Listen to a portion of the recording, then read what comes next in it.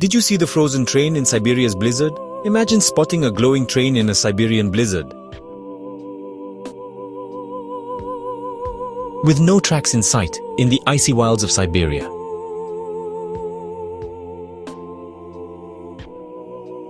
Rail workers whisper about the frozen train.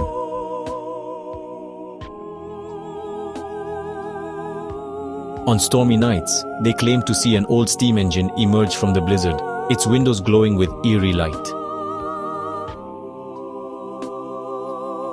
The catch? There haven't been tracks in that region for decades. Some say it's the spirits of lost travelers, doomed to ride forever. Others call it a trick of the snow. But ask anyone who's worked those rails. And they'll tell you, if you see the frozen train, don't try to follow. Some legends are best left unexplored.